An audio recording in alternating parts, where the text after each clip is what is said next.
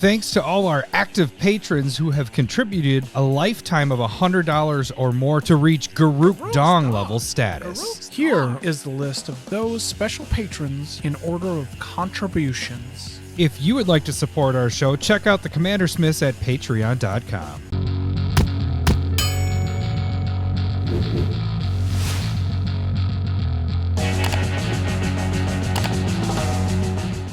Welcome to the CommanderSmiths. I wasn't ready. We are the CommanderSmiths. I'm Adam Smith. And I'm Lowery Smith. You said you were ready. Don't worry. I know I did. We're cousins. I'm cousins. You are both. You like that? You like that? Nice. Like Good that? One. This is episode 212. And what are we doing today, Lowery? So last week we talked about banned cards that could be unbanned, and this week we're going to talk about cards that could be banned. The top 10 of them. Cards. Top 10 of them. Yeah, for sure. Fuck these 10. Get them out Fuck of here. these 10. I don't know why they are even in this format at all. Yeah. And then we also have, it's a double segment actually. We have a second segment. Look at us. Segment? Expect this one to be at least 2 hours. Yeah.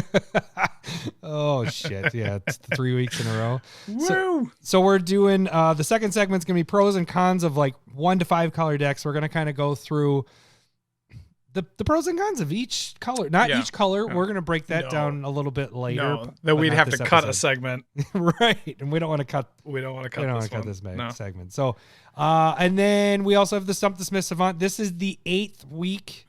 So if you don't get stumped here, we had a third card next week. So we'll have to figure that out. Yeah. And once again, I'm getting some messages and all that stuff.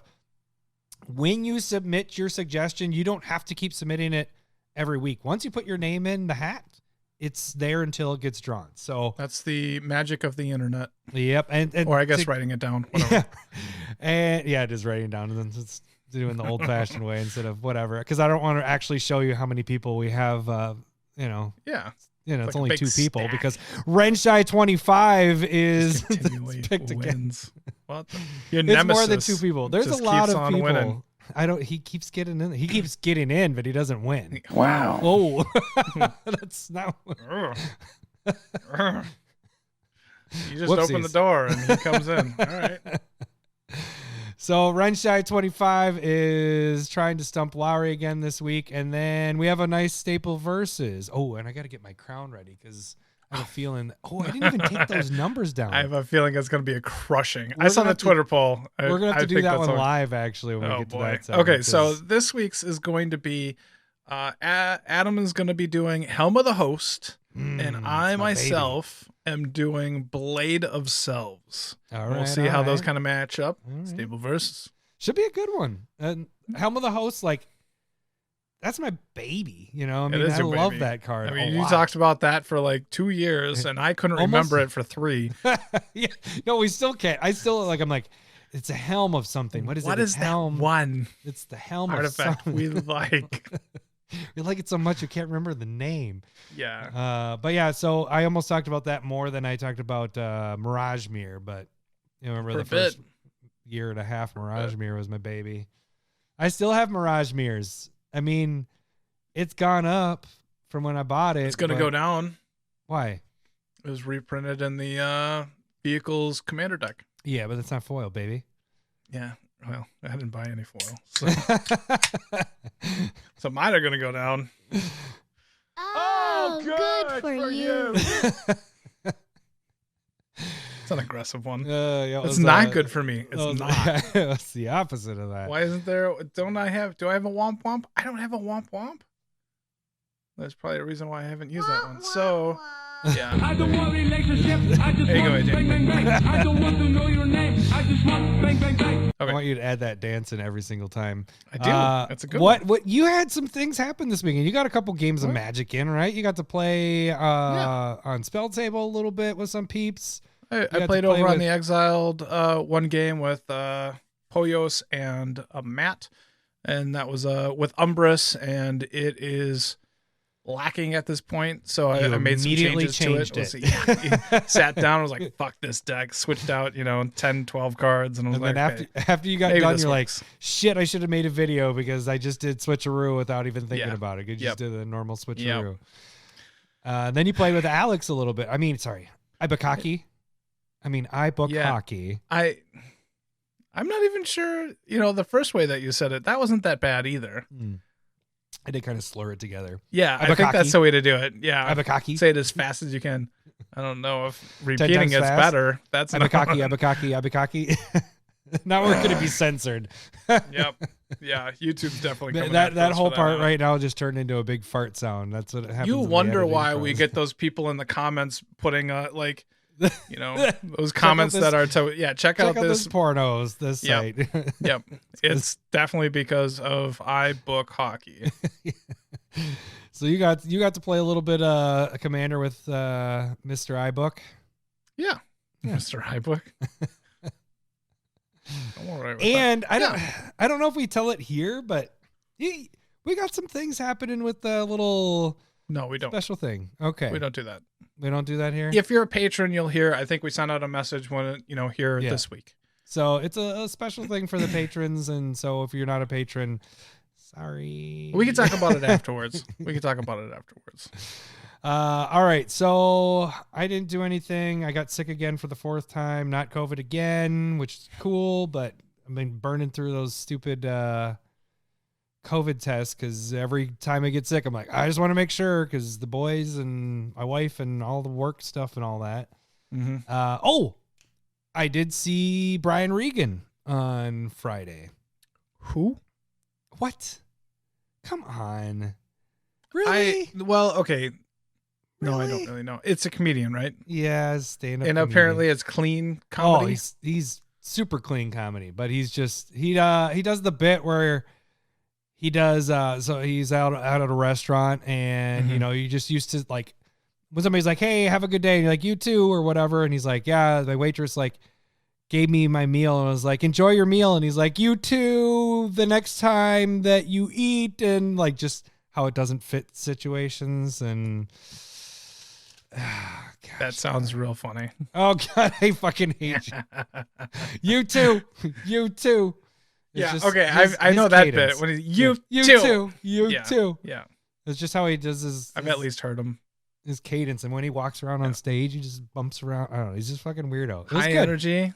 Yeah. It was super good. And we were for him like 7 rows back, so it was pretty close. But I mean, was there only like 8 rows or what?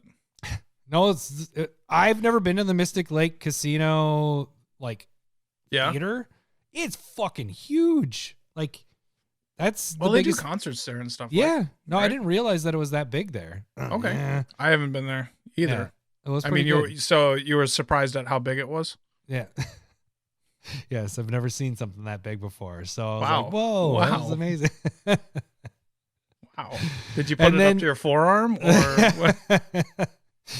And then we went out and it was with our old neighbors, and so they gave us actually the tickets to go in and stuff, and we were like, you guys want to gamble? Like, it was that night when it started raining, and I was like, yeah, let's not stay out too late because it's gonna turn over to ice here pretty soon. So Cindy put in like $10 into a machine because we were at the casino and lost it all but 60 cents, and then there was a machine right next to her and there was 50 cents on it, so she put the 60 cents in there. We had $1. She hit it was a max bet for $1. It's a ×2. Won $80 off of it. I was like, there you go. We just paid for a babysitter. So still breaking even. Just we just paid for a babysitter. So it was nice. That's exciting. Yeah. So that's all I did this week, and then I did some. That was a depressing stare. I'm getting out of this funk of being sick. I freaking just hate. I love winter because it's cold, but I hate just going from one sickness. Glass-eyed. You look like a deer that just got hit by a car there. Or I just smoked a shit ton of weed. One of the two. Like, I don't know. Wow, I thought that was my bit. So. No, it's just you freaking get NyQuil head, and because this is the first day I didn't have to take any Advil cold and sinus. Do you like just jack off with a bottle or what? NyQuil head. NyQuil. I don't. You can hit the womp womp. You can hit the womp womp. I'm sorry. All right. Well, should we move on? Yeah. All right. Let's see. I got to get my bits up here because we do have some new stuff here, which I don't know if this is necessarily a good thing here. It's another vulgar thing, but you can support this podcast like our new patron that we got this week. Mr. Spooge Wizard. I thought you said that sounds like a fairy tale of a meat forest. Welcome to the meat forest, Mr. I hope you're very active. I hope you're as active as I book hockey, and then we just have to. That's pretty amazing. Spooge Wizard, you are. Nope, not going to do the other stuff. Okay, you can support the podcast like Spooge Wizard and donate $1 or more to Patreon. And $1 gets you into the Discord. $5 or more gets you proxies each month. Depending on the tier levels, you can get foil proxies as well from any of the 275 plus proxies that have been made throughout the years. Each month we send out a thing and you can pick those out. Also, I do want to say we do have a new inductee into the Garuk Dong level. So anybody that's a lifetime active patron of $100 or more gets inducted to the Garuk Dong level. And this month we had Josh DePoy. I think that's how you say it. DePoy. See, this is the way that we get to say your name wrong twice. Exactly. You just keep donating and then eventually Adam rips you again or says it again. And then Lowery hits the button. One, can't even read. Two. Thank you, Larry. There we go. So you can also see the shout outs on YouTube. So we do give a shout out at the beginning of the cast, each YouTube episode. The free way to support the show is to jump on YouTube and subscribe. That's all you got to do. If you just want to support the show, you don't have the monies to do it, just jump on YouTube, subscribe there. But also watch our videos. We have a twice a week, bi-weekly, whatever, Curated MTG, and this week's Curated MTG was. Are we talking about today? Sorry, I wasn't paying attention. It was the. Are we talking about Launch the Fleet? Launch the Fleet. Yeah. Bomb token maker. It has Strive and 1 white, and then every creature you want to target beyond the first is 1 extra generic mana, and then whenever that creature attacks, you get to create a 1/1 attacking creature and token. and you can kind of tell that they fit in a theme of this is the deck he's working on. And so a lot of times it's like, hey, this is a fucking sweet card that people probably don't know about because it works really well with what deck? Hinata. Because that Strive cost is free. 0. And then you make a ton of tokens. But also Ishin is really popular right now, and it is an attack trigger, so you'd be making 2 per attacking creature. Like if you have a deck that is attacking like multiple combat steps, that can create it each time because it's each time it attacks. I don't even remember the third card that I used. Like I was just not worrying about like attacking or whatever. Yeah. What was your Friday curated? Do you remember? Yeah, Cowardice. So if a creature is targeted by a spell or ability, it's going to return that creature back to your hand or opponents to their hand. So if you have cards that are able to target a bunch of cards and then that's just bouncing stuff, whatever you want to have bounce. I mean, if you want, you can bring back your Dockside, Extortionist, or, Acidic Slime. You could do that kind of stuff too.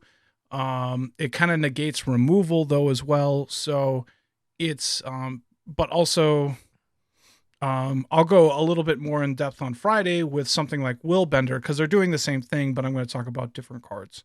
Cool. Could be it's kind of a cool card, pretty underused. I use it in Kadena because like I can target my own creature, return the morph, and then replay the morph card, kind of resetting everything. So it's a sweet card. Sweet. So that is Curated MTGs. Make sure to watch through those and boop the like button. Boop it.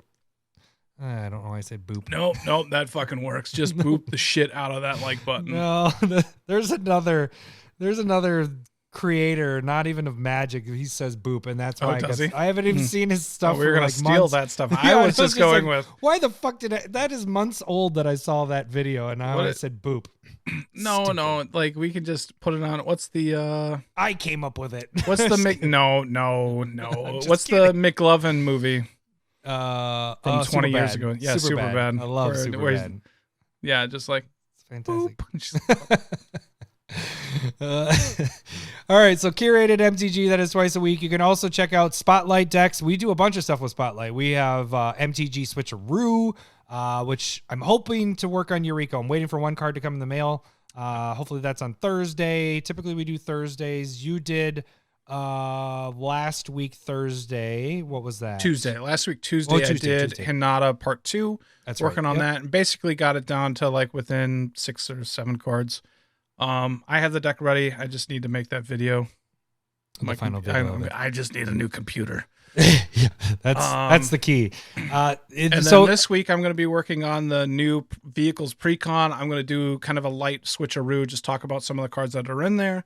And so if that's interesting to you, just if you're subscribed, you should get notified when I'm going live on that. It's not going to be Tuesday, so it'll either be like, I'll work around Adam's schedule.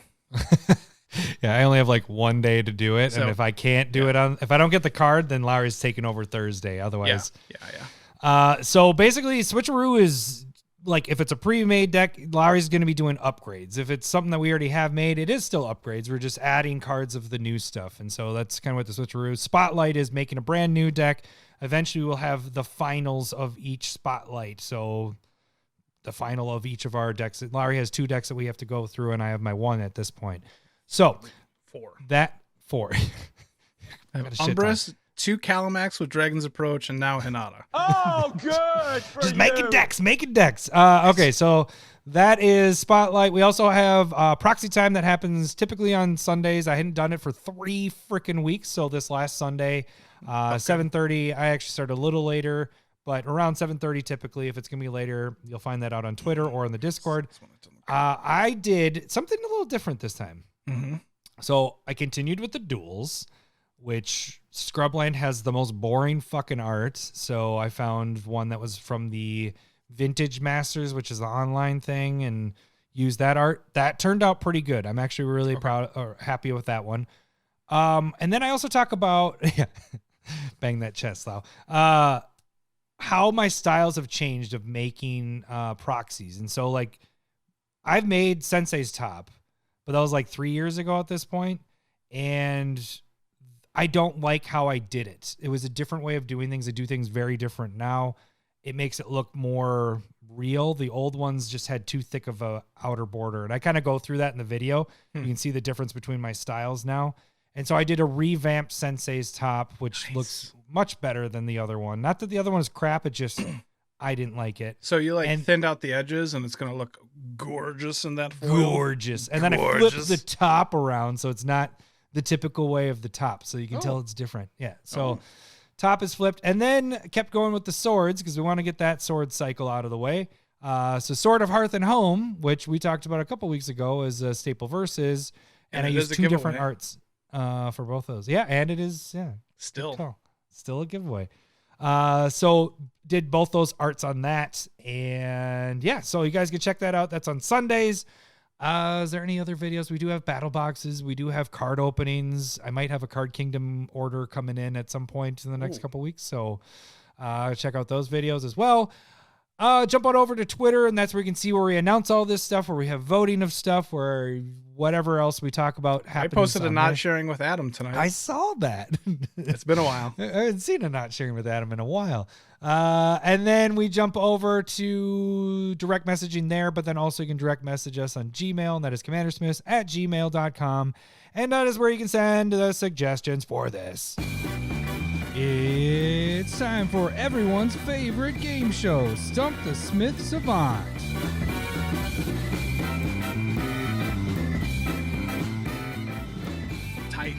Tight. I don't know what that means, but Tight like a tiger. Tight. All right. Tight like a If tiger. you guys don't know how this game works, I am going to read the flavor text of a card, and Lowery is going to try to guess the card by asking yes or no questions. Every yes, he'll hear this. Hello, boobies. Every no, he'll hear this. Wrong, wrong, wrong, wrong. He will get up to 5 wrong guesses, and he will get up to 3 clues. And he will get a final clue. If he can guess everything about the card but the name of the card itself, he will get a bonus clue of what the initials are of the card. This week's stumper, like I said before, is Renshai 25, and what we have up for grabs is the, let's see, let me get these right. Sword of Hearth and Home foil retro right there. And this, I say it's damaged, but it's not that bad. It's just a crease right here. Oh, that's damaged. It just has like a crease. And that was from Card Kingdom sending the card back and whatever. But it's Temple Garden, so it's the Ravnica one. Yeah. So we have these two. If Lowery does not get stumped this week, we add a third card next week, and we have no idea what that's going to be, but it'll be something. So because we don't plan ahead. Yeah. The card has to be in at least 5,000 EDH rec decks. Yes. I'm going to read the flavor text of the card, and I think that's it. Here we go. An avatar, he sculpts of anger and flame. Let me read it again. An avatar, he sculpts of anger and flame. I'm pretty sure I know this card.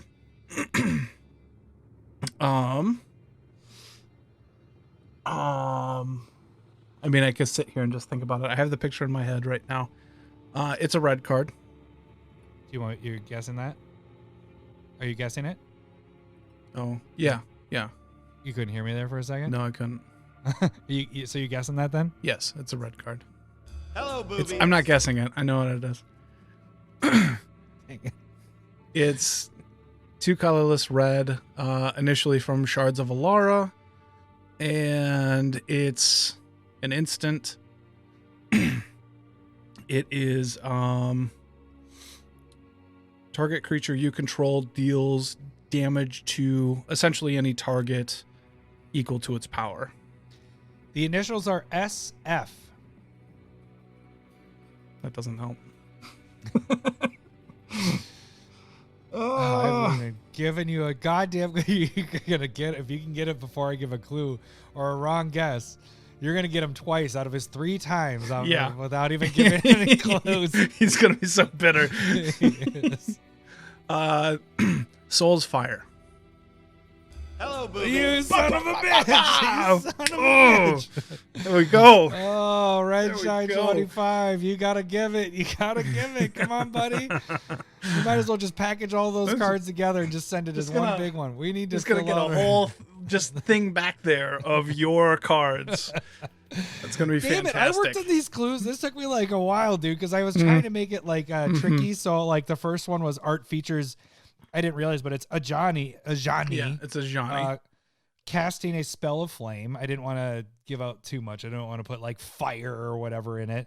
And then I wrote text features power and damage. I didn't want to say too much there. But then I think this is the way I'm going to do my 3rd clues from now on. Oh.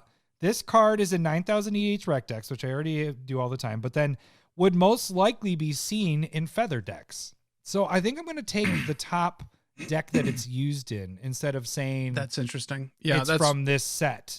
I want to give you, because that's more commander fitting. It's like, where this is a commander card, where does this fit in? And so I think that's how I'm going to do the clues from now acceptable. on. Yeah, that makes sense to me. So good job, Lowery. Guess what? Guess what? We are going to add a 3rd effing card next week. Hell yeah. Somebody's going to be, I would put in your chances now. Try and get in your name so that Renshai doesn't get it again. Swear to God, he's not the only name in there, but his name is actually back in because he already has another suggestion. Son of a. I'm not mad about that, actually. Like, I'm just going to get it right away again, right? What, can we just ride Renshai the whole time and we'll just get up to like 30 cards? Oh, no, it'd be... That's like the lottery right there. It was like, thousands $1 of billion, huh? Well, Renshai is going to get the answer, or get another shot at it anyway. You know what the good thing, like the almost like a catch-22 with it is, like the more that people don't get it, the more cards we get on there, the bigger that the prize gets and the more that this can be spread out, that people are like, oh shit, I can win that. And potentially maybe more people know about it. But so most of the time, more you people guys don't care. guess it. Yeah. Like, who the fuck are those guys? It's the Twitter void where we send it out there and no one knows what's going on. But yeah, so Renshai, really quick, I do draw the names on Proxy Time. So on Sundays, that is when I draw the names. So if you want to see live when I draw it, if you're wondering how the names get drawn, that's when I do it. Is when I do Proxy Time, I get done with the live shoot, and then I draw it at the end of it. So I couldn't fib that one, and I drew it and put it on camera. I was like, fuck, it's Renshai again. It's all right. It's all right. I like it when he's drawn. It's fucking... I know. It's gotten us to easy your record. Peasy. I'm really glad I wasn't a cock beforehand, though. Like, it's just after. All right, let's move on to our main topic, which is the top banned cards in Commander. Absolutely. That's how they should be banned. All right. Yeah, so Makes sense. You're gonna play Bang Bang Bang? Is that what button you're about to press? No, I was just adjusting chords. I'm not. Hey, Hello, really boobies. Quick. There we go. What are you drinking, by the way? I am drinking Bauhaus Wanderstoff. It's a Pilsner from Bauhaus. And I'm about to switch over. Yeah, I mean it's just a Pilsner. It's just a clear, crisp, clean, full-bodied Pilsner. I like it. I am drinking, actually finishing, Minnesota 14 maple whiskey. Have you been drinking that lately, or did you just do that in between episodes? What do you mean? Were you no, I didn't drink this week. No, I did this weekend. Do we need to have a talk? I know this was it's not a very big bottle. I mean, it's 700. You don't need to make excuses to me. No, it's as long as I drank it in 3 different sittings. So yeah, that went down pretty quick. I mean, so it was good. It's good. All right. It's pretty strong. No, it was the were you like Rabbit from Super Troopers where you just chugged syrup? Yeah. Because it doesn't have as much maple. It's pretty strong because it was 40% alcohol. Okay. And the first night, which is when I posted on our Discord, where we flashed the drink and the bling, I wasn't feeling good the next day. And I wasn't sure if it was a mix of not feeling good because I was sick or because I drank like almost half a bottle of that in, it was 2 big glasses. Are you pulling up the next beer? Is that the... Yeah. I'm already done with my 3. Because I'm a fucking lush. Okay, this one. We need to have a little talk here, Lowery. No, I only, for the most part, drink just... I would just say build a better deck. All right, this next one's going to be a double vanilla noir. This is from Prairie Artisan Ales. They are expensive generally from when I've seen them, but they are always super fucking good. And this is sponsored by iBook Hockey. And I like the match on there. Yeah, and it's a sexy lady match. It's a lady match? Yeah, it's a lady. It's a lady. Yeah, hold on, give me a second. Here you go like that. Whoa. You see it I see the lady. Yeah. And so, iBook Hockey. Shit, that sounded gross. Damn it. What do you do? He has very good taste in beer. Wasn't he the one that gave you the Malort?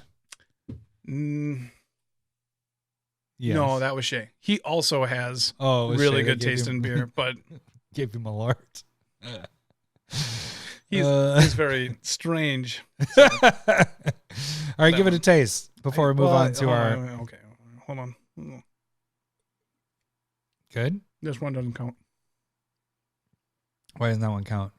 Well, because I just had the Pilsner, which is it's a more bitter beer. It's not like bitter like an IPA, but need a little bit more taste.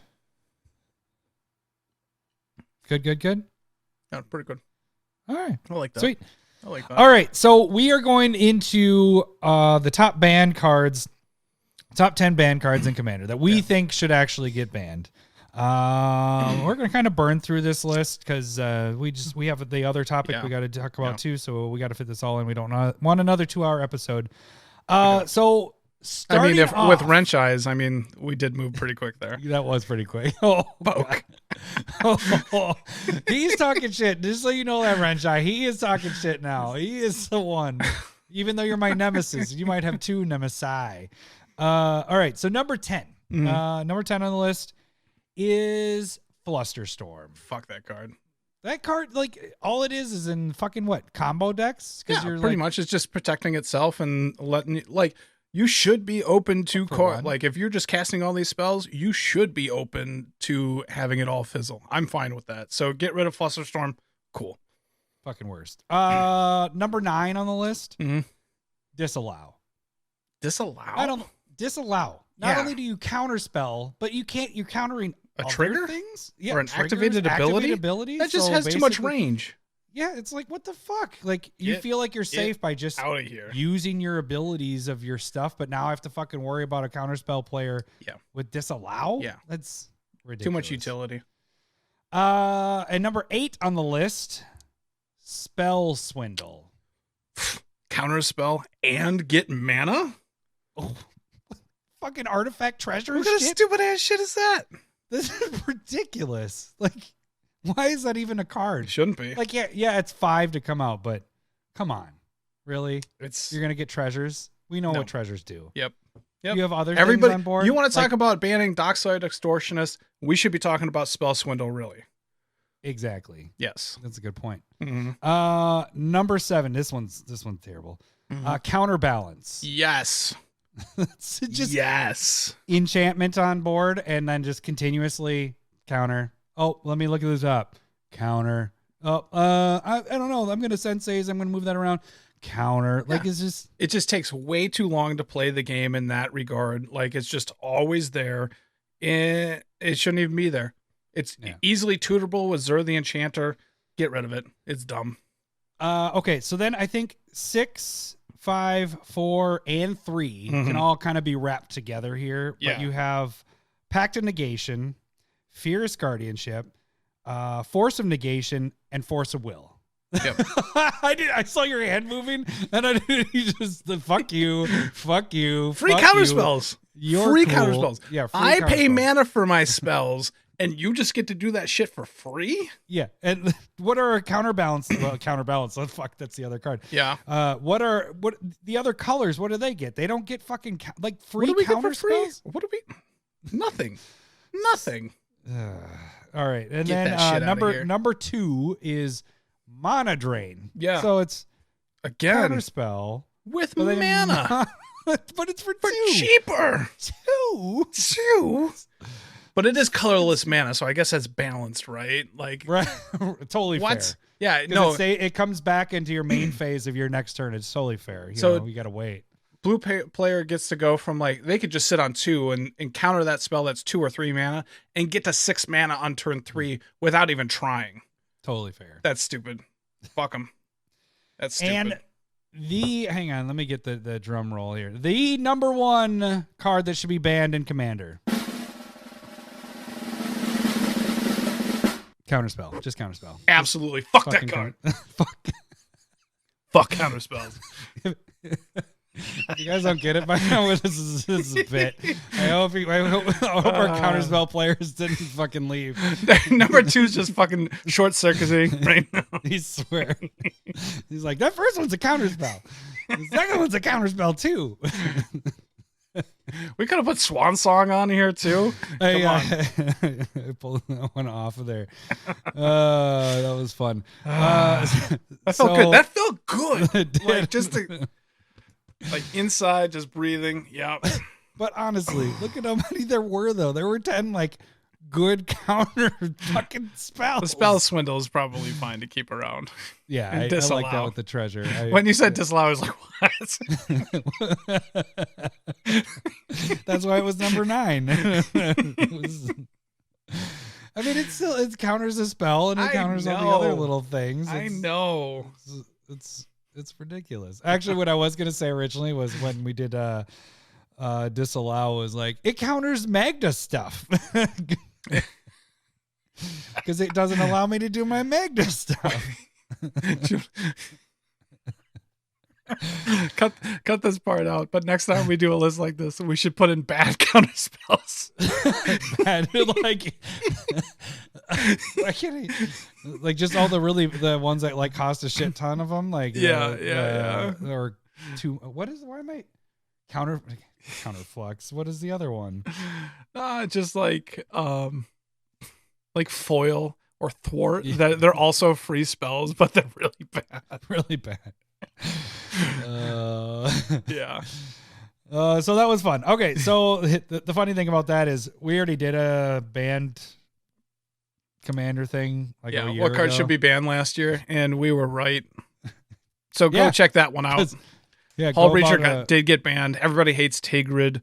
Yeah, I don't even remember what else we talked about, but there was a lot. Yeah, we actually had a bigger list with that. So, but last week we after we got done with the episode, we talked about how it'd be funny if we just did a big list of counterspell stuff, and we decided to continue with it. So on to our actual main segment. See, we're only at 37 minutes at this point. Okay, so pros and cons of 1 to 5 color decks. So we're not going to go through like each combination. That's for another day. No. Well, next week. That's for next week, unless somebody steals the bit. But whatever. It's just. Oh, we still talk. Are we still worried about Pocket Change? I don't think he's really even care. around anymore. All I see is, posts of people bashing him on Reddit. Yeah, I do see that. But I mean, I'm not on Reddit because the Carlos Mencia of Magic. He just steals everybody else's shit. That's why. I'm gonna get 2 people after me. Where's our Joe Rogan? Yeah. Let's not go. Although, I like him.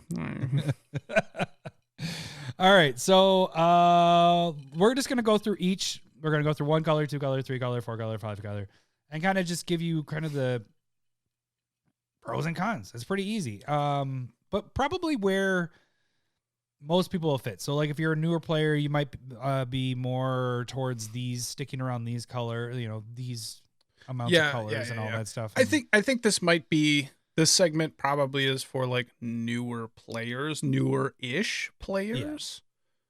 Yeah. Like, cause I think if you've been around for a long time, you probably kind of know this. Yeah. I would say a long time people, it's just probably, I wouldn't even say a refresher, is just more of like, hey, a good topic, whatever. But it could even be people that might be having trouble and being like, why the fuck? Yeah. I'm playing this 3-color deck. I play 3-color decks all the time and I can't win. Like my decks just don't work well. And this might help a little bit. And a lot of that is with mono base. So we'll kind of get into that. Yeah. So let's start off 1-color decks. So 1 is the loneliest number. I was going for the Brian McKnight version. 1. Just wanna be with you. Oh, 2. good job. I got you. Yeah, all right. I get the cadence. Thank you. I didn't know the 2 part anyway. Okay, so what's some of the benefits of having a 1-color deck? What do you? I mean, the nice thing is I'll play that shit. I purposely sat down and built a single. Red. Yeah, you're the mono red player right here. I purposely made single colors like 5 years ago just because I had never done it. I haven't done it since. Oh, it's not good for you. Oh, good for you. It's not. Oh, good for you. It's not. The easiest thing that we can point out here is your mono base is, you don't have to worry about it. You don't have to worry about having the right color out. You should have the right color out. Yes, you should. Unless you're playing all colorless stuff, you're playing too many utility lands and not enough basics or whatever, you should be fine. Like that should be solid with you. I will say, thinking about it, it's probably the one that you can get away playing the most utility type lands, not counting fetches and all that stuff that like that is colorless and does other things. Yeah. Like, just there's a ton of stuff that you can use with this because you don't have to worry about trying to add, you don't need to worry about the fetches and you don't need to worry about the duels. So those are your basics. So that's the part where like I've seen some alternate ways of like considering cards are like decks casual, like fetches can only be in color and stuff like that. So monocolored decks don't get fetches. And if you're going monocolored, I would not suggest just dropping all your fetches. Right. I know what you're saying is, but you don't have to. Part, right. But you don't are you more saying that because of like it helps thin out and it's a shuffle effect? Is that kind of more of the shuffle effect? Because I was gonna say if it's more of the thinning out, that doesn't really do that much with how many cards you're playing with. Like the percentage really does not matter. But the shuffle effect, yes, I do agree with. But if I'm playing a monocolor, I personally probably don't play with the fetches at all. You know, I know. Even I have been playing off color fetches since you kind of pointed that out. Yeah. But with my red decks, there's no fetches in them. You know, I don't have even Fable Passage or anything like that. Is that why Magda's pretty bad? Is that why Magda has only lost to you once? Like you're the only person that's beat that damn deck. Yeah. Wait. Oh, good for you. That deck's fucking solid because it is. It's a good tutor deck, and that's why doesn't have anything to do with. Where's your fart noise? Oh shit! Yeah, you're right. It's a good tutor deck. I forgot that you had it. I love that Ibukaki was like that fucking that fart sound just that was too loud. I was like, oh, get ready, here comes two more this episode. Because I mean, like you could go with some expensive cards. So like a land that I would use in every one and two color decks is Ancient Tomb. That's like $60-$70, but it's a good ramp card. Mm-hmm. In especially like white, red, blue, right? Maybe not necessarily black or green, but I'd still put it in there. Yeah. Can I think of more other expensive lands? Well, so going off of that, what you're saying there is that this is probably your cheapest land base. Yeah. Yeah. Because land base is, and I know this from like my collection wise, land is probably 3 to 4 times more expensive than any other color, any other thing like artifacts, creatures, colors, all that stuff. Your land, you put your money into your land because then it sets you up to do your play decks, these next any decks in properly. the future, everything. Yep. Yeah. Well, we did a be talking episode about on that a little bit ago, right? Last year, like sometime almost in the fall. 2 years ago now. No. When we were talking about like when to buy. Oh yeah. When and how to buy. So land base, artifact into single colors. Yep, that wasn't that long ago. Yep. So this is the cheapest by far. Yeah. It's cheapest by far for your mono base because it's just you can if you're on a budget, I would suggest going monocolored. Yep. Right. But some of the big negatives with it though, you're only in one color. You are very limited in your choice to what you can build. Yeah. You might be playing like let's say you're playing white. Now you have a disadvantage of ramping. Certain colors, it's a pretty big one. Yeah, certain colors have certain disadvantages. If you're playing green, you're just good at everything, so you can just do that, and that's fine. But wow, if you're playing blue, you're just a counterspell deck, and then it's just no one wants to play with you anyways. Like we talked about our top 10 to remove, ban. Yeah. There's disadvantages to each color. When you are a single color, you're going to have disadvantages, and the way to make up for those is by artifacts. And sometimes there isn't enough artifacts to help. And there's enough artifact hate out there to negate those weaknesses. Yeah. As long as like people in your group are like, okay, I need to be able to hate. That's why Vandal Blast is so fucking good. You know, like it just destroys all of your opponent's artifacts. One thing for monocolored that is pretty good is like tribes.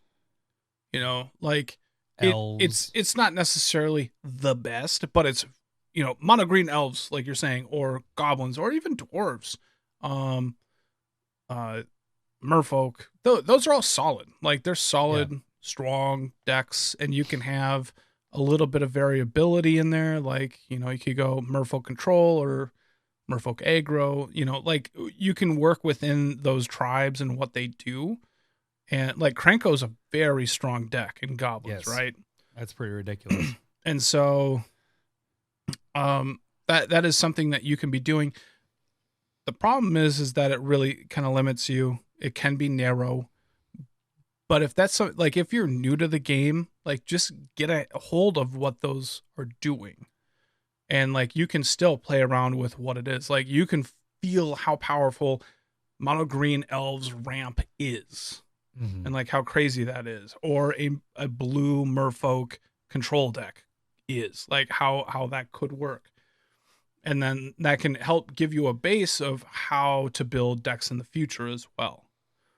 And so that's because the simplicity also gives you like maybe not a ton of choices either. Like if we go with mono white, you're going to be running, or you should be running, Swords to Plowshare, Path to Exile, removal, those best cards that those colors have, because you don't have other options to be able to pull from. So, but if you don't, there's nothing wrong with that either. But again, you don't have the options. White might be the best mono color to play with these days. Remember what's happening with white? Might be the best color. Probably not. Okay, so single color might be the best. I'm torn between it being the best for beginners or newer players. Yeah. Because then you really, really new players of just learning the game. Yes. One color just so they get it, so they don't have to worry about. But I almost think it's 1 to 2 colors. So I think then we kind of jump into. Is there anything more on one color you wanted to add? Okay, so now we move into 2 colors. So besides one color being the most EDH decks there are, it isn't. How am I trying to say this? Each color has about 150 different commanders of each color for that, 150 plus. 2 color is by far the most color combination. So this one has 669 different decks that you can build with 2 colors. So this and God, I've got a fucking sickness. Take some time. 2 you need to go and chuck 3 some colors. NyQuil, or I'll be passed out. 2 and 3 colors are pretty high up there. I actually thought they were pretty even, and then I actually did the numbers and I looked to see how many decks were in there. But 2 colors beats out 3 colors by about 260 decks. Okay. There's 669 decks in 2 colors. This kind of expands it a little bit more. You can. I don't know if you necessarily have to play fetches and duels. It's smiled upon. If you have them, yes, you're going to play them. If you don't, you can still make a functionable deck. Yeah. With the 2 colors. So that's my first point with the lands is you don't have to go that route, but your deck will be a lot better if you can use that. But this is when fetches and duels start to come into play. And this is when you want to actually start investing in not necessarily the duels, but you can get all the other duels as well. Yeah. Fetches you for sure want to have at this point for making a competitive deck. I think a big thing to think about too is like the more colors you get into, the more expensive that mana base is going to get into. And I definitely, I think that's going to end up being the case. Just moving on up.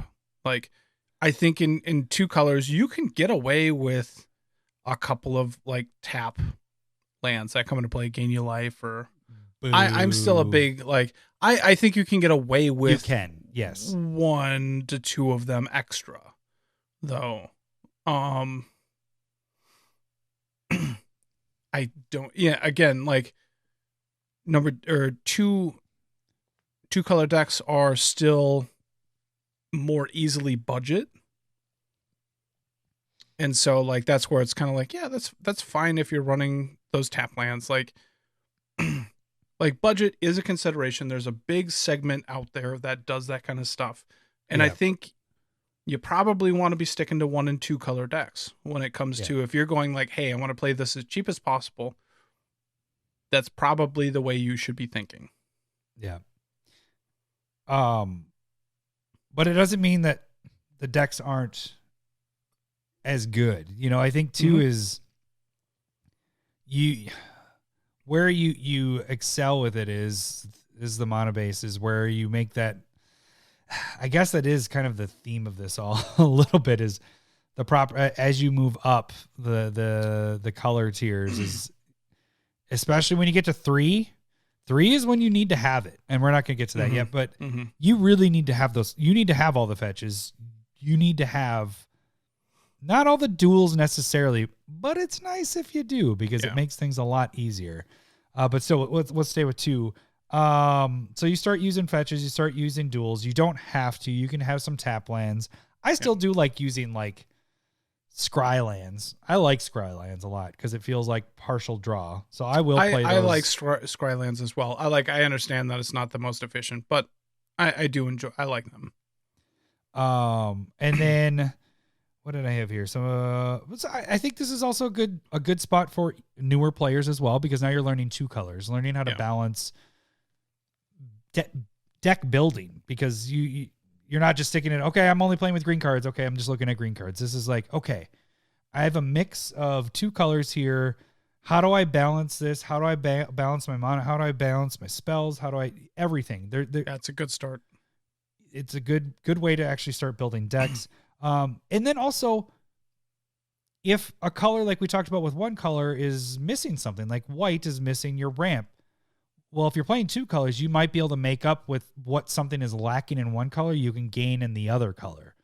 So with 2 colors, you can kind of make up for some flaws of one and make up for and the other ones might be, you pair that with a white and green, depending on what you're playing. What did I say? More utility with these, but you're using fetches. So you still have utility lands, but now you're mixing in fetches and dual lands, so they kind of take up spots. I know the answer to this, but you play off-color fetches, right? Now I do. Yes. Okay. I always have. But like, I just I don't even think I knew that was frowned upon until I was talking with Combo about that. Yeah, no, you brought that up that it was even frowned upon. I didn't realize that I could use it until you were like, yeah, dude, it doesn't even say it like there you can. And I was like, oh fuck, why have I not been doing that? Then that now in 2 color decks, I have the one fetch that fits the color, and then one that fits the one color and one that fits the other. So I have 3 fetches that are normal like that, and then I'll do like, because we have Fabled Passage now and we have Prismatic Vista. Yeah. So I have typically 5 Ash fetches. Barrens. Ash Barrens is where like I have the 6, and that's where I'm happy. And that's where I'm like, I can feel that difference. Even I would probably bet in monocolored if I was doing that today. Like, just you'd feel use that 6 little fetches? bit of a different. Yeah, 6 cards that will search and get land, whatever type of fixing that I need. So that seems to work really well for me, at least. Yeah. I would say this is probably, it adds a lot of, in 2 colors, it adds a lot for tribal. With like Merfolk, you can go like blue, white, blue, green, blue, black, whatever's supported there. Elves again, you have black and green. Like there's a lot more tribes that fit into these. Goblins can go, they mostly could go into like red, black. And so like it gives you a little bit more options, a little bit more diversity in what you can be choosing, what you can be doing. And I think that's a good thing. Also, this is where mechanics can start coming into play as well. Because if it's a like 2 color block, they're going to have mechanics within 2 color segments. So like if you go to Ravnica, Dimir has, their sets, green, white has theirs. Yeah. And, all of those, they're 2 colors that work within it. And you can, that's when you can start working within a mechanic. A mechanic works It's together with really this. hard, I think, to make a mechanic deck in monocolor. Yeah. And it depends on what the set is doing, like I'm saying, like Ravnica sets are going to be 2 colored, but if you go into like Khans of Tarkir, that's a 3 colored set. So like mechanics work within that 3 color. And I think that's pretty fine. That works well as, so But 2-color is when you can start doing mechanics. Yeah. That's when you can start thinking about it. You got to see if it's thin, or if there's enough support, or if it's too thin, and maybe you need to add that 3rd color or go to 5-color or whatever. And we'll talk about that a little bit more too. Well, we can get into 3-color. 2-color, I think, is the sweet spot. I guess is where, well, obviously by the amount of decks that there are, 669 for 2. And you this is where you prefer. You enjoy 2-color decks. I like 2-color. Right. Yep. 3-color, I have a couple of them, but I typically try to go 2. It's just, and it's similar to, and this, when we do the pre-release stuff, and this is not Commander, but I always do 2, like 2, 2, 2. And so I'm just used to the color combination of 2 and how to divide things and whatever I want to do. But 3-color is where I think it starts to get a little more tricky, and where, like I mentioned before, your mana base matters a lot here. This is where you need the fetches. If you don't have all 10 fetches, the regular fetches, not talking about Evolving Wilds, we're talking about the actual fetches. Yeah. And you aren't playing shocks, you're going to have some trouble, because you need some dual lands to make the proper mana base to cast your 3-color commander, or your 3 different colors that you should be playing. Yeah. I know sometimes people play 3-color commander and they're really only playing 2 colors, but really you should have a good balance of the 3. And so this is where, because you have more options. Yeah. And so unless it's to make a balanced deck, you use the options that you can. Pre-con, which have they even, when's the last time they made a 3-color pre-con? I can't even. We're both like the looking at ones. Is that it? The 3 colors there. I mean, those. Yeah, Ikoria was 3-color. You look like at the Calamax, and stuff like that. Calcium. Those were decent, but the mana bases aren't that good with those. For sure. You don't have fetches and stuff like that. And I know we keep hounding the fetches and the duels, but they really do matter. And that's kind of when we talked about that, like Lair mentioned before, what you go for first. Getting the proper mana base allows you to build all these types of decks. Yeah. And so that's the starting point. So that's the difficulty with 3-color. You build more 3 colors. This is probably your baby, right? This is your 3 colors where I like to play, in. So where do you find easy, difficult when you get to 3-color decks? So the place where I like 3 colors is like you do get all of those options. You're able to fill a lot of holes in that way. Like there's a lot less likely to have like, I can't draw enough in this, or I don't have any removal, or I don't have my ramp here. Like you're going to be hitting a color that's going to allow you to be able to do all of those really important things. But also like mechanically, this is where you can like make just about a lot of things work, or a lot of ideas work, or this is kind of like the extent of like every cool merfolk you want to be playing with, you could put that in a deck now. You know, like because sometimes like I'll look at like energy is like a cool idea, right? But there's only like 2 sets, not a lot to choose from. And if you're in 2 colors, you're just using every really energy card of those colors. It's like a shitty one. Yeah, you're just like, but I need the energy. Like your creature comes into play, you get an energy counter. All right, I guess this is going in there because I get 1 energy counter. Like, and those tend to not be my favorite when I'm forced to play it because there's a lack of support. And so that's where like this is the spot where like I can start choosing and not being like, well, you know what? I can choose this better one, not necessarily talking about energy, but just like in Calamax, like I wanted to do a combat trick deck and I really, really enjoy it, but I wanted to make sure that those combat tricks were like drawing, like cantripping and drawing me cards and doubling and stuff like that. And that wouldn't have worked in a 2-color deck. There's barely enough in 3 colors. Right.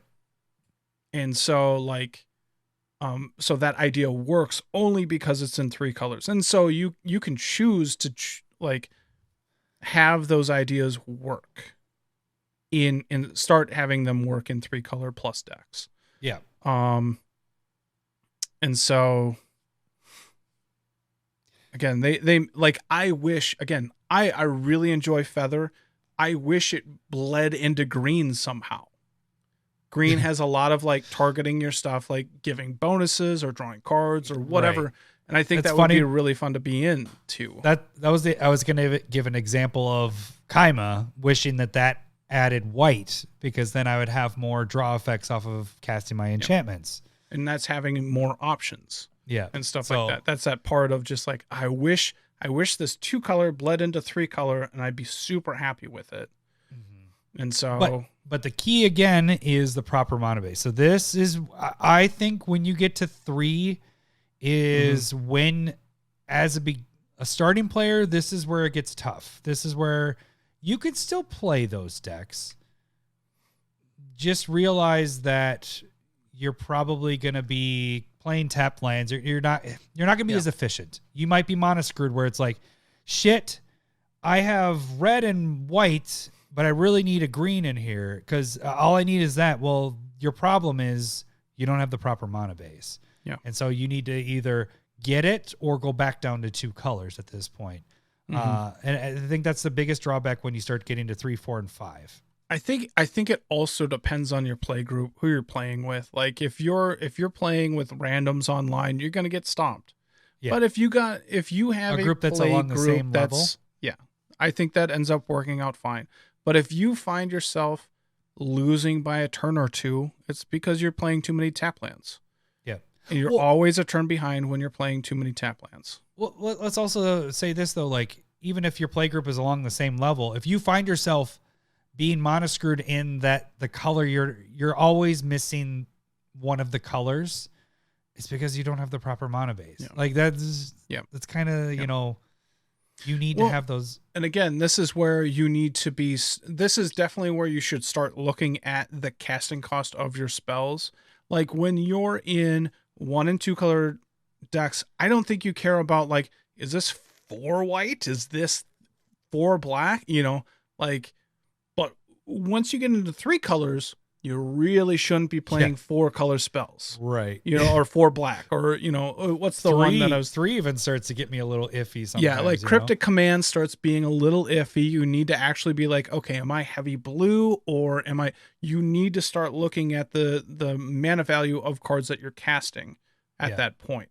And so that is a big reason why your land base is so important. And if you can't support those cards, you need to be able to recognize that within your deck and your mana base. Like just because it's a cool card and totally fits, if your mana base isn't going to support that card, you need to realize that. Yeah. Because a dead card in your hand is a dead card in your deck. So that would be what I suggest. You know what I mean? So like I'd much rather like it's almost easier to cast something that's like green, blue, and black than something that's black, black, and black in a 3-color deck. You know what I mean? Having the multiple colors in a card is not nearly as bad as solid colors. Of one. Yeah. The likelihood of you getting all 3 of the same color is a lot less than having 1 of each. Yeah. Yep. And I forgot to mention, this has 3 color decks. There's 402. This is off of EDH Rec, by the way, EDH Rec stats.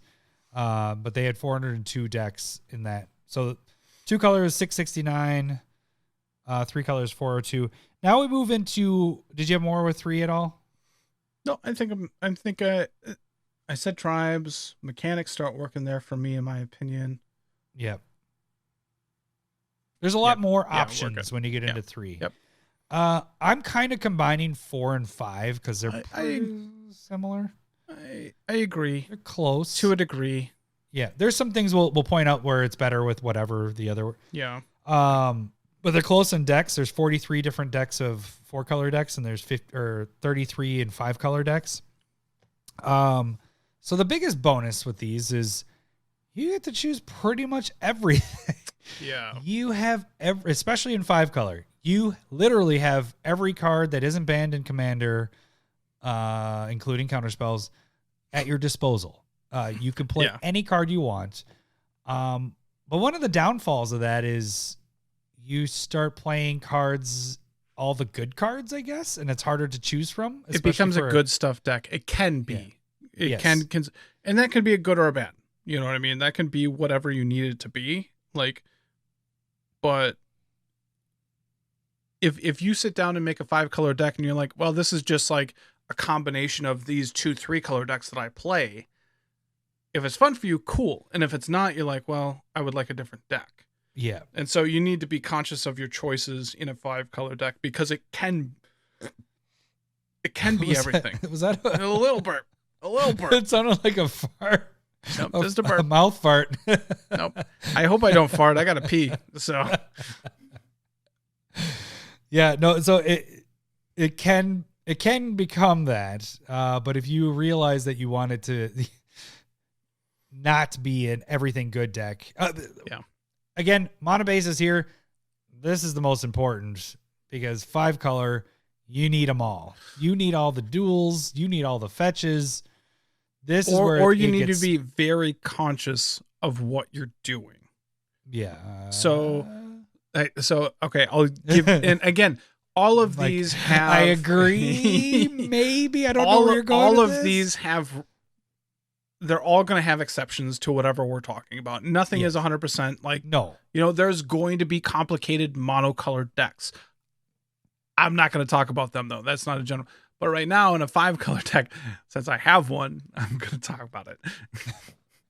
So I have a Kenrith deck that is a Zozu the Punisher style deck. Like it's anti-landfall hate. Oh, good for you. It's a fun deck. I love it. And it's a fun deck to play because it's pretty, but it wouldn't have worked. It's pretty. Is that pretty. What? You're It's pretty. pretty. You have all your teeth. And I would just say build a better deck. And so like it's anti-landfall hate.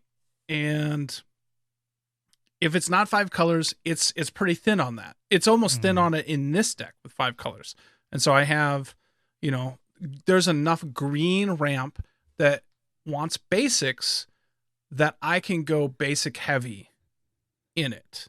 But I purposely chose that because I'm like, I don't want to be pulling all my proxies into this 5-color deck. So like I purposely made the deck basic heavy and lean into those basics. But again, it took a long time to get that deck where I wanted it. And I feel like I'm pretty good at what I'm doing. Like, and I spent a lot of time. Good for you. I agree with that. And I spent a lot of time on trying to make that deck at least it's still slow as fuck, but it works when it works, if that makes sense. So like, it's not the best deck I've ever made, but it's just fun when it's still, yeah. And so, but you need to be conscious about those things, right? I don't have any comes into play tap lands. It's either basics or duels. I might have some shocks in there, but that's it. Do you have fetches then? I do have fetches, but only a select few, just ones that I knew that I had extras of. So, but fetches aren't necessarily good for me in that deck because like Zozu the Punisher would deal me 4 damage or Ankh of Mishra deals me 4 damage and I'm only getting the 1 mana in there. And so I'd much rather have like New Frontiers that just like put 5 land into play for me and I can take 10 damage if everybody else is going to take 10 damage. Right. And then I know that I'm taking the damage and Kenrith can gain me life. So you're taking advantage. So like all fucking works yours together.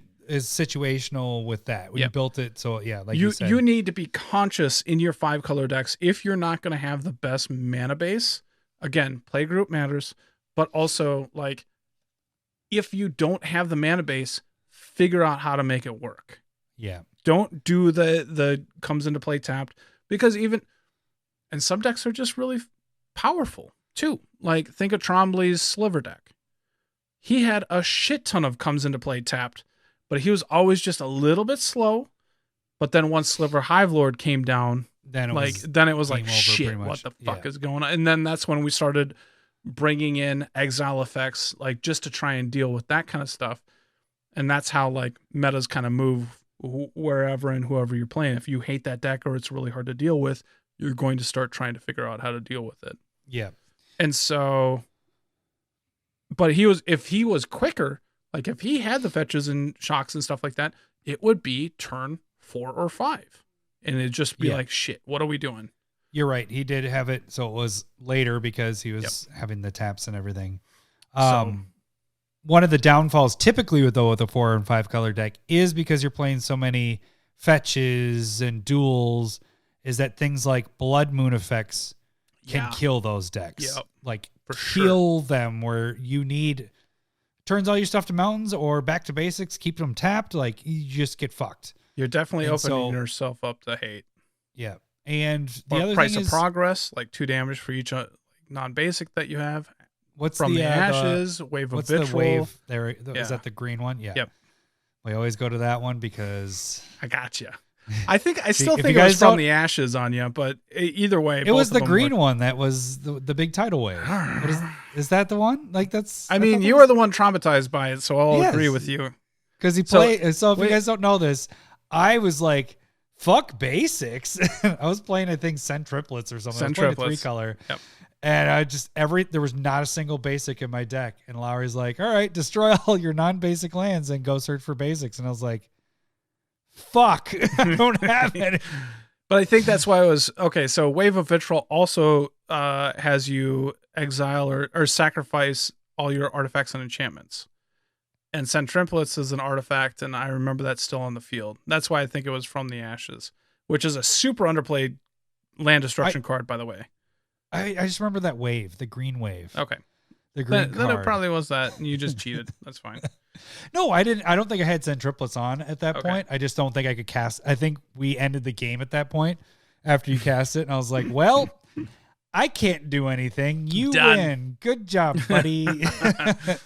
Now I'm going to change and put basics But both in. those cards are probably highly underplayed. Like, they can just, like, wreck games. For sure. Especially if you have a player that was like me, where I was just like, well, why do we even play basics?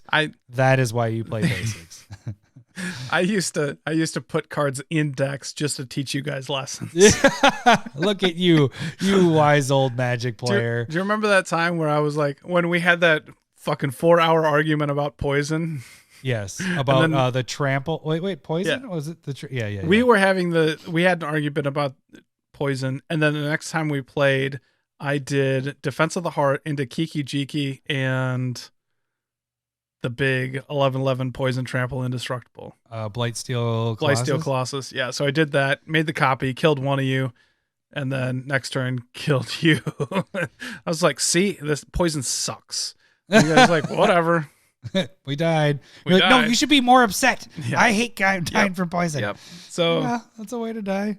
Lessons weren't always learned, but but I did learn from that, and now there are always basics in my deck, and not just 1 or 2. It's depending on the colors, but probably a range of 8 to 14, maybe at the most, 8 to 12, whatever. But you should always have basics in there. I aim for 12.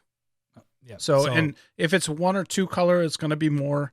And then if it's 3, 4, 5, I aim for 12. But things get a little thin in the 4 or 5 range, so it might go down to 8. Yeah, well, that's the other thing is, so these 5-color decks, you don't have room for the Reliquary Towers or the those utility lands. You're focused on your fetches, your duels, and a couple of the basics, and then that's your mana base. That's all you have. So when we talk about previous episodes about like making up for your deck's deficiencies with using land and why land is so important, this is where you can't make up for that in the 4 and the 5 color, but you do make up for it with those options of the cards, because now you're playing a 4 or 5 color deck, so you have all that at your disposal. I had a lot of negatives with 4 and 5 because there is a lot of downfalls. It's a lot harder, but it can be, you have pointed out when we have been talking that these can be the most powerful decks because of having everything at your disposal. All the you have all the tutors, as many tutors as you want. You said it so many times. Just there we go. You know, the like- best it was removal, like a rap. the best ramp. Whir. You have, you know, everything. You have every combo that you could ever wish to play with, and Sorry, I'm button happy at this point. that's all right. Am I just going off? Should I be stopping?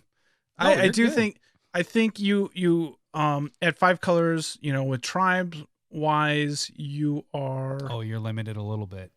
you're there's only a going to be couple. cutting off. Like you're not technically going to be doing like 5 color merfolk. There just isn't that. But you But have I mean, dragons. you could. You have dragons and you have slivers. Is there another one? I mean, allies. Yeah, allies. There you go, I allies. guess you could do allies. But that's going to be a pretty singular. Like, humans. maybe legends, 5 color legends. That's a thing. Planeswalkers is a thing. Shrines. Shrines is Now a thing. shrines, now Yeah, it's yeah. Goshen That's time. about it. So, but I think. But they're that's all a going to be the thing. It opens same. up Like, doesn't that kind of It doesn't have to be like shrines. Definitely does, but like legends can go a lot of different ways. Slivers is going to probably be similar, but dragons again, are a little different. I think dragons is probably the most diverse. because there's a lot of different 5-color dragon commanders. Maybe, yeah. I think not a lot. This is something that we're still kind of trying to conceptualize, but like, I think it's okay to have things be the same. Yes. You know what I mean? When it comes to not worrying about everybody else, we still this might be like 3 or 4 weeks from now, but it technically doesn't matter if your sliver deck is the same as somebody else's list on Moxfield. You know, it doesn't matter. Your deck, you It's might for think you and the people that you play with. you And might if it's think something your that deck you that you find built fun- is the only deck that no one's ever made it. Guarantee you, your deck is pretty much a carbon copy, even though you didn't do it. There's so many people building decks. Yeah.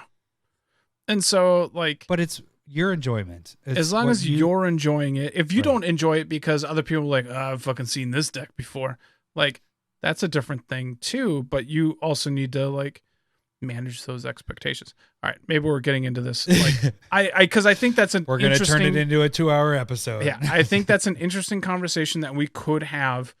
So let's try and have that sometime later. All right. Okay, so I think that's it. I gotta grab the crown just so we get these ready really quick. Actually, I'll leave mine on the shelf. So I'm gonna we'll keep going, but 5 color mechanics, something like energy works. Maybe like adventure decks can work in 5 color and stuff like that. Anything that's been spread out a little bit too much and doesn't have a ton of support in enough colors, but it does in 5. It helps. That is something that can kind of work. So like I appreciate and you that. You can add a sub theme in that's close to what you're doing too if there isn't enough support. Yeah. All right. Now let's move into this.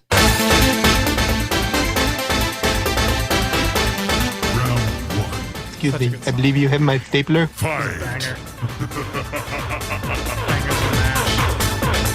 Staple versus bangers and mash. Yeah. All right. Taters. Taters. French fry potatoes. All right. If you guys don't know how this game works, we are going to talk about 2 cards. One might be a staple. Both might be a staple. But there is only 1 spot left in this deck. Yep. We are assuming that both of these cards are in, it fits in this deck. Can go in the same deck. There's only 1 spot though.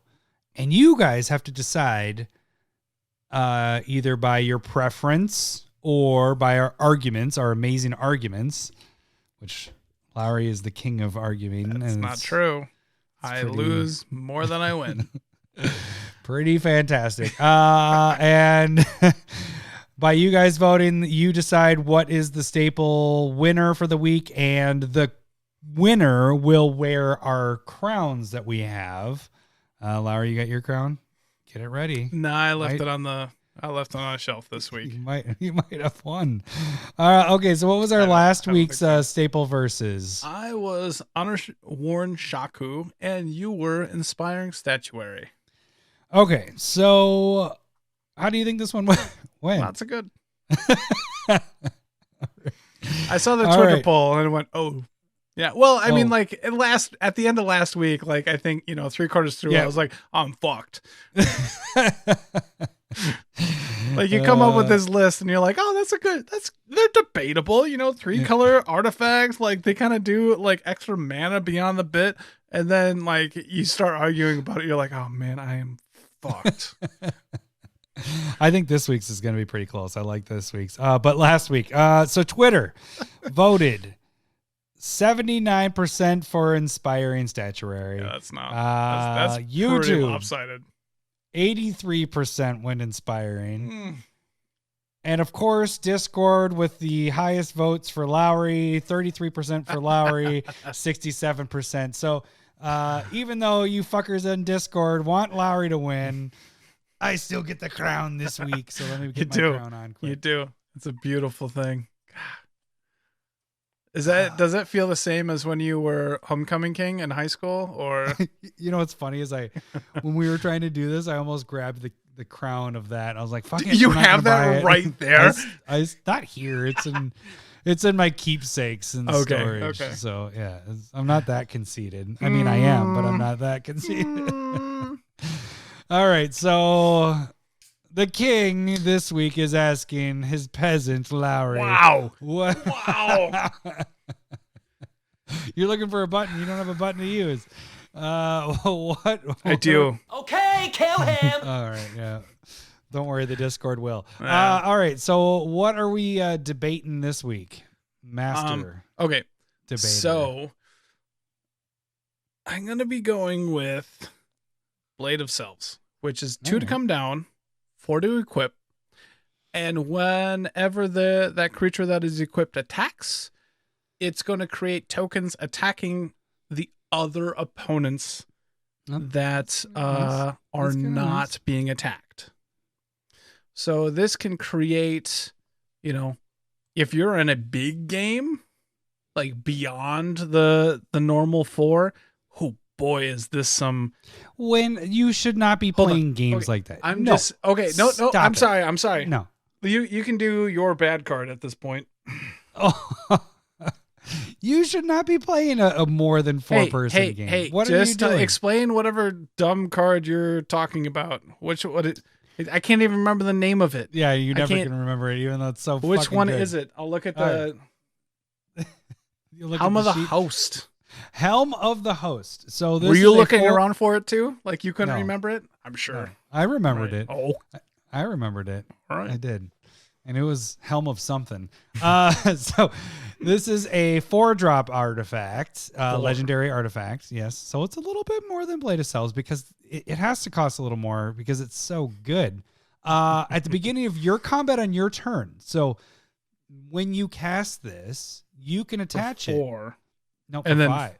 For 5 to equip. Yeah. 5 to equip? So you're saying like 9 to do something? Yours is 4. Yours is only it's 1 6 less. Total. Because the reason why that's you got to add these extra good card. You got to add these extra castings. Sorry, what does it do? Freaking good. Okay. At the beginning of your turn, create a token that's a combat copy. At the beginning. Of your sorry, combat. Beginning of your combat on your turn, create a token that is a copy of an equipped creature. Except that token isn't legendary. So this is your downfall of Blade of Selves. Yeah, so not cool. Yeah, it's not isn't legendary. Equipped creature. Wait. Let me read that again. Token isn't legendary if the equipped creature is legendary and that creature gains haste. And it gets haste. Which I always miss that. I actually always miss that fucking part. I don't think I've ever attacked with my token copy. I think I've been because it's always because you're putting it in bad decks. No, I would say the reason why you play Helm of the Host is because you're playing your commander, which is an amazing commander, right? Maybe. Why not have 2 of your amazing commander? Normally, I play good commanders so that if there's 2 of them out there, it's pretty brutal. And then each turn that you let that stay, you make a 3rd one. The thing is Blade of Selves, you create the token copies. If it's a legend, if you put it on your commander. They're gone instantly. Like you don't even get to attack those players. They're just. But you still get the ETB effect. Oh, but what if your commander does an ETB? Most commanders don't do an ETB. So you're having to put this on something else. So what are you going to be doing with you're putting this with an put this on ETB commander. I think either way. No, I think that's what you're doing. No. I think that's what you're doing. Okun. Okun is amazing with this, or Zender Split, freaking amazing. If you're doing a Eureka deck, your decks don't even last that long. Oh, yeah. Oh, they last longer than that, baby. Whatever they are, they're done Eureka, like that. Yarok, Magda. Well, I guess Magda would get. What? Oh no, you get. And double Yarok treasures. is definitely an ETB deck. No, so, but having double triggers of that, having two Yaroks out. So then three, I and then agree four. that like putting it on your commander is probably better for Helm of the Host, but that's kind of the only spot you want to be doing Helm of the Host, to whereas like Blade of Selves has that utility where like you just want to be able to put it on any creature, and you can do that like 2-3 turns before Helm of the Host. Depending on something in the 99 to put your anything, blade, it's blade just of pure Selves value. on, right? It's just pure value. You're depending on the 99, whereas Helm of the Host, I'm depending on a card that is right there. Can you at my hit my disposal. button? Can you hit my button? Build a better deck. Build a better deck. As if every card is a threat, build a better deck. If every card is a threat, then like when we were Mine's we were playing Umbrus last I have week. Mine's sitting in the command zone. I'm playing off of Helm of the Host. I play good commanders. You're what having I would tell one, you, Lowery, is I would just say build a better deck. So Helm of the Host would be bad in like a feather deck or a Calamac. Well, maybe not Calamac. I would just say build a better deck. So it's if you have like value creatures, which is huge in Commander, Blade of Selves is just going to generally be better. I wouldn't say better. You would never put Helm of the Host on like an Eternal Witness before your commander came out. I'll put it in my commander. But I could put it on my Eternal Witness and bring 2-3 cards back. Sure. And then later on equip it to another card before Helm of the Host is even out. Because they gain so much value with some of the stuff that's going on. So you're just assuming that you get yours right away and that you have this already Eternal Witness out there because you played an Eternal Witness so early in the game. I could just play it turn there's 2. so much in your graveyard that you need to grab out and two. What do you have in your graveyard? No, I can play it turn 2 and just have it out there. I can have it be in play and allow me to do Inspiring Statuary shit too. Because there's nothing in your graveyard at this point. What do you mean? Build a better deck. Run your fetches. Run your removal. You're going to have stuff in like you're talking about. What? Yeah, I remember last weekend when I was running Blade of Selves and you guys kept on killing stuff that I was trying to equip it to. When did you die last weekend? It was an Umbrus. It was my Umbrus deck. How many times did you die first in last week? More than enough. But you guys kept on targeting me for some reason. Maybe it was because of Blade of Selves and you guys were just scared shitless. I will give you Blade of Selves is fantastic with ETB stuff. And there's only just a fraction of cards like decks that deal with that. But here's right? the thing. Oh, Helm of the Host, like a lot of them? Yes, but the thing Like is you're dependent on getting those cards in your deck, which are you playing? Are you listen? You're depending on building a deck. That's what I heard. No. What I'm saying is you have a 99 cards, so you're dependent on playing an ETB. You're right. thing. I can't attach this to like a land or like an artifact what I'm saying or something. is, I agree. You're building a deck around a good commander. Hopefully, you're playing. I would just say, I would expect you do as well. Your commander is built to do good things, and to have your commander is at the side of your. You don't have to worry about drawing it. It's there. It's your look. Hey, how's it going, commander? It's sitting there. You just cast it. I don't have to worry about drawing an ETB effect. Oh, damn it! I got another mono rock. Well, this isn't going to matter. Oh, I'm going to put this on my commander and then I attack and if I'm paying 9 mana to do something, I'm expecting it to make a huge difference. You don't pay. Very rarely do you pay the 9 mana at once. You play Helm of the Host. You're going to pay 4 mana to do nothing and then 5 mana to make 1 extra commander. Sure. I do it all the time. This gets played a shit ton. Yes. Yep. You play it and then you attach it because then once it attaches your next turn around, you already have 2 of your commanders. You play your commander, you attach it, or your commander is already out. Helm of the Host is fantastic. It's It's bad. It's very bad in high CMC commanders. Like you're playing it before the commander's out, and then you're paying 5 to have it copy a simple. Like it's too much mana to be on those value creatures. If that makes sense. Legendary rule, you know what buddy. I mean? Yeah, that is really nice. I will agree with you on that. But it feels bad whenever you just put it on a value creature. So it feels like it's only for your commander. To whereas there is a lot of... How many times did Umbris get removed last weekend? That was like every time it came hitting on the board, it was gone within a turn. It would have been nice if you had 2 Umbrises with a. But I didn't. I wouldn't have had the mana to do that. Yes, you would have. I wouldn't have had the mana to do that. You had Helm of the Host 1 turn. You bring. Your I was Umbris paying on another 11 turn. to play Umbris on return. Wouldn't it have been nice if you had 2 Umbris and one of them would have got removed and you still had another Umbris doing? I would have never had the mana to do it. It would have been a dead card in that deck. You would have been golden if you had Helm of the Host out. I'm going to give you one little nugget for yourself. You get around the attack trigger rule. Not attack trigger, the attack tax rule. So, one thing that it does do is... I totally knew that. The one thing that yours does do is if there is like a propaganda or something else out there, when you attack and it makes the copies, you don't have to pay that for those copies. So you get around that, but yours is still based on attack. You have to attack with that creature, which means your creature may die. Like you have to attack. Hopefully that person. But that's weakest. why, like, if you just put it on a value creature, that's fine if it dies because its value's already done and you got extra value out of it. What if your creature doesn't really have that ETB stuff? What if it's your commander and you want it to just sit Can you back? hit my button again? Build a better deck. What do you mean? What do you mean? What if your commander's like? What if your commander just needs to sit back and enjoy life and not and needs to just make multiple copies of it? I agree. That would not be the deck to put this in. You would put this in a more aggressive deck where you're going to have like ETB triggers, evasiveness, big creatures, instead of having... You mean the majority of commander decks? It needs to have all these stipulations for No, it doesn't have to have all of them. It just has to have one. It just has to have one of them. How many sit-back decks do you have? It seems like it'd be bad in like a wall deck that isn't Arcades. Yes, I agree. Arcades, that wouldn't work in there, would it? No, Arcades are pretty bad to have Helm of the Host on there. On Arcades? No, you draw multiple. You draw multiple. Yeah, yes, you draw multiple. See, every commander is fucking I'm just amazing. saying, I said it wouldn't be good in a wall deck that isn't Arcades. Okay, so if you made a wall deck you that couldn't attack. I agree. Okay.